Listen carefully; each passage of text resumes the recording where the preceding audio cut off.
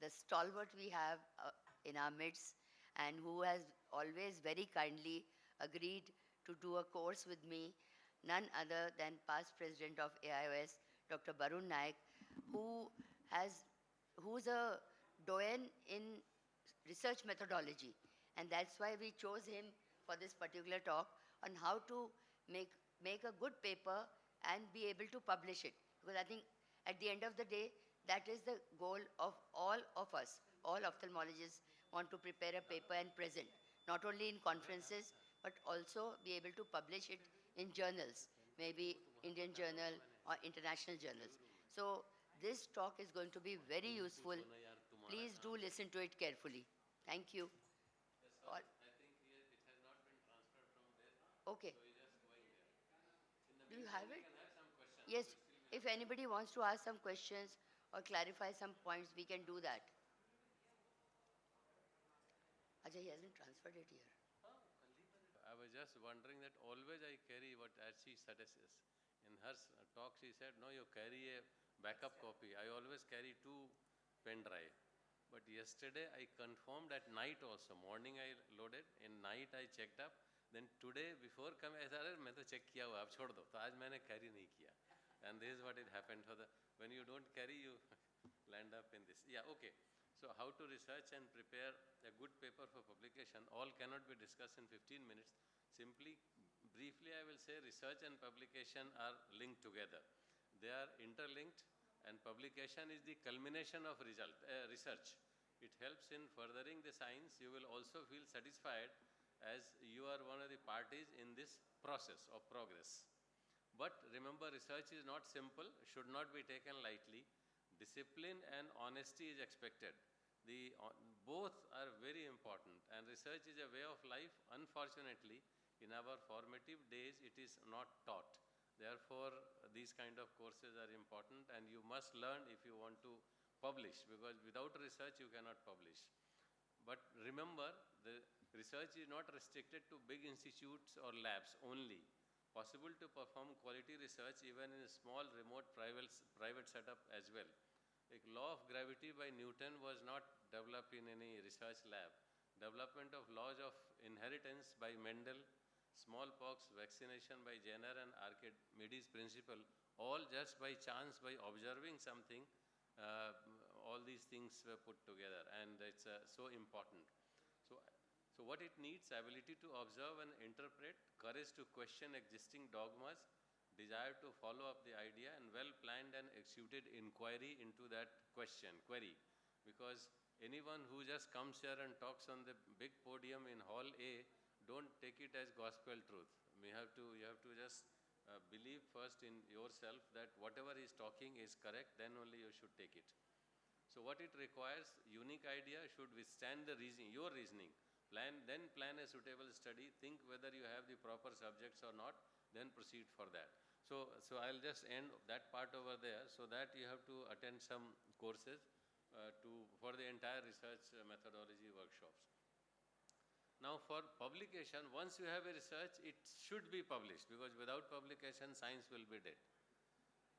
And what the editor, the important editor, what he says, clearly written papers have a better chance of acceptance. So it's very simple message that the paper that you are submitting should be very clearly written. There should be no ambiguity. Edit it carefully. And he says that why the papers are rejected, the main reasons are unprofessional presentation, improper organization, numerous grammatical and spelling mistakes, not formatting the paper properly, and omitting citations. Now also, any research, any publication, it deals with a basic question. So your research question or the thesis statement has to be clearly mentioned, and there is a place for this. So put it very clearly. And where is the place? Usually it is at the end of the discussion, end of the in the beginning that you write introduction. So the last paragraph, last sentence, usually it reads like the aim of the study was, and it is always in past tense, or the research was done for this was the research question. So like that. Now this research questions also has to be really refined. It should contain, usually for a good research question and for trial, the 5 elements should be there, which goes by the mnemonic PICOT.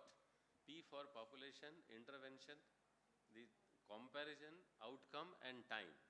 Now just I'll give you one example. The aim of the study was to evaluate and compare the endothelial cell loss in phacoemulsification with ACM without OVDs as compared to that in phacoemulsification with OVD alone in immediate post-operative period in patients with senile cataract.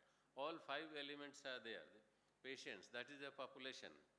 Then phacoemulsification with ACM without OVD, that is your intervention. Comparison, phacoemulsification with OVDs alone.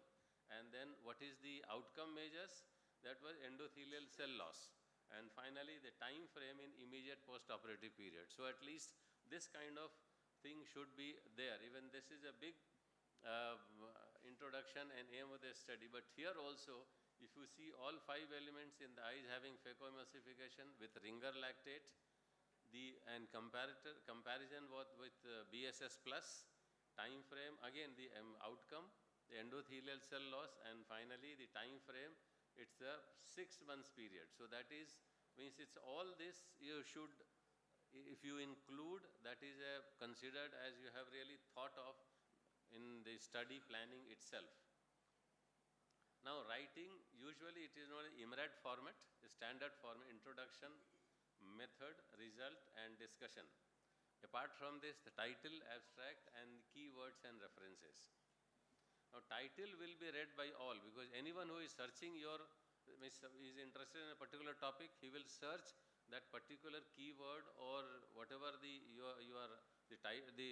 paper is all about through title. So you should be clever enough that it should be attractive, meaningful, and convey the gist and include the keywords so that it can be picked up. You want that your paper should be picked up for anyone by anyone who wants to, who is interested in your subject.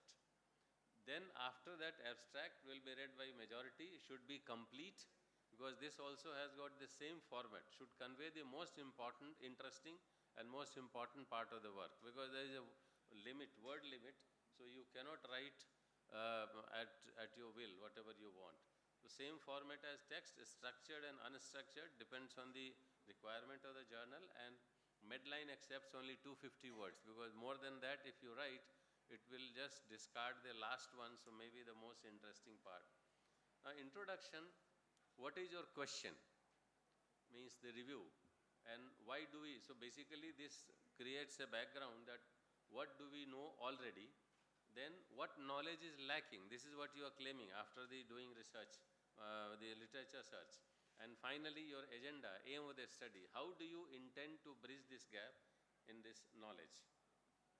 So it has to be short, what we know, what we don't know, controversy, what is a controversy, what is a lacunae, and why, that's why we did this study, and finally the aim of the study or research question. But it should not be too lengthy. The textbook knowledge should not be there. Sometimes I suppose glaucoma, the glaucoma is defined as chronic, optic, progressive. Like who is going to, this article is not to tell you about, to tell the readers about the definition of glaucoma. So so those things should be discarded. Review all literature. Whatever is relevant only you should be there.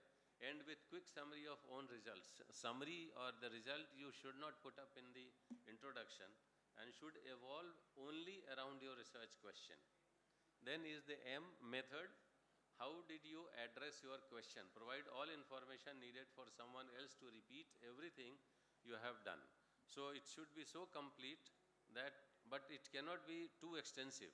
So it should be so complete that anyone who reads this wants to do the same study should be able to perform it. Then in that material, what was done, design, who, the study population, when, the time frame, where, whether hospital-based, community-based or whatever, and detailed procedure. So it should be described in detail. Then inadvertent omissions should be also taken care of, ethical approval, sample size calculation, randomization method, and blinding. How did you do that? So those things should be written. It has to be written clearly. You cannot leave it to the imagination, because you may think whatever you have done is correct. right way, but it may not be correct. So you should mention whatever you have done. Then questionnaires, interventions, clinical assessments and statistical methods also should be written in those that material and method section. Then IMRAD are results. So what was the answer? So give the facts. Here you cannot draw any conclusion. Just whatever you have got it, simply summarize, explain and visualize these results for your reader. So that way, that's why you have to make it complete. That, but it doesn't mean that you have got liberty to put up everything over there. And also remember that certain facts can be written in text, certain in tables and certain in figures. So it means if you are writing in text, there is no need to repeat it in tables or figures or graph. Usually in thesis, because there you have to fill in so many pages, that's why the students, they just put up graph, put up table, put up pie chart, but that is not, in paper, it's straight away it is discarded. Avoid duplication and tell the story without diversion and do not draw conclusion in the result section. Now then comes the discussion part, which is the most difficult section to write. So summary of what was found, so begin with that. So means the aim of the study was this and we found this. So just summarize in 1 or 2 sentences.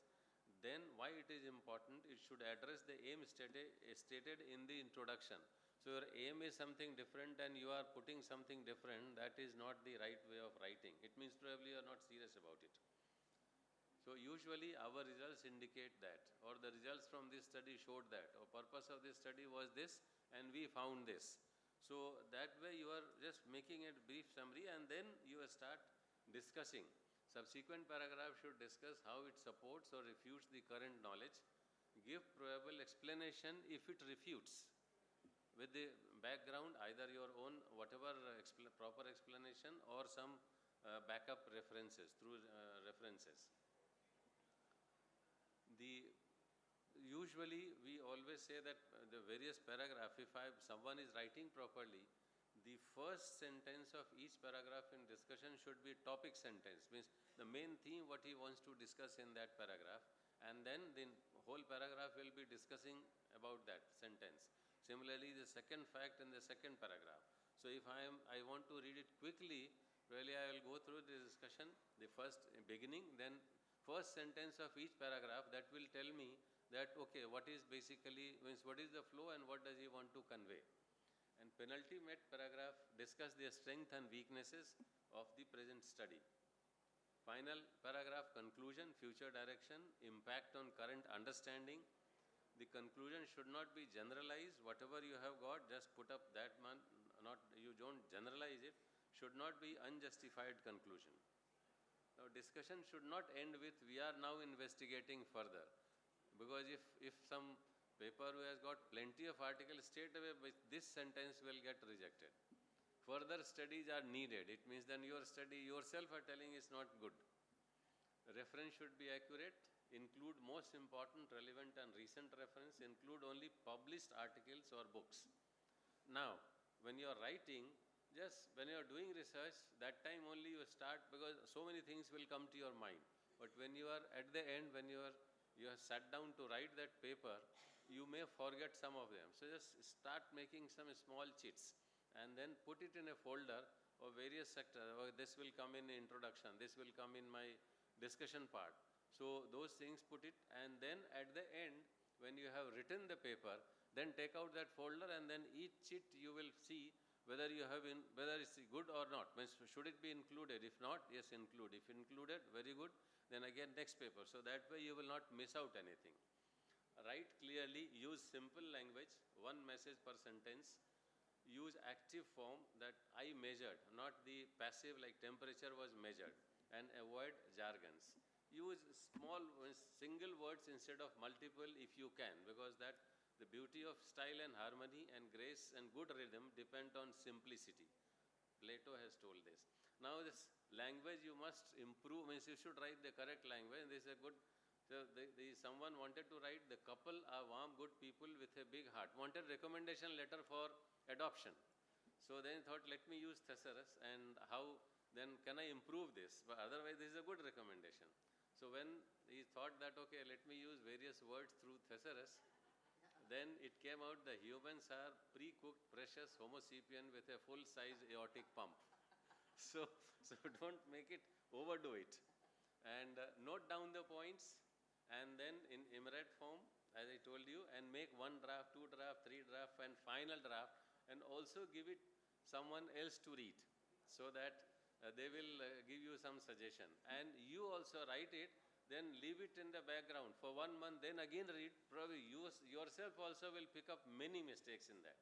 So, and use the most easily understood words. So like this one, this is this last few slides, there is something which is, to put it bluntly, the medical profession and its suzerain health system can no longer plan and operate as an amorphous farrago of services in splendid isolation from society's imprimatur. Now, because of the four colored letter which I have marked, it's difficult to understand. And the dictionary meanings are this, of those words. And so now you convert the bottom one with those meanings. To put it bluntly, the medical profession and its feudal health system can no longer plan and operate as an ill-organized hodgepodge of services in splendid isolation from society's approval. So the bottom one is scientific writing, the top one is literary writing, which is not for us. And finally, avoid plagiarism. So if anyone else's something is being quoted, you have to give reference and don't copy it entirely. Thank you.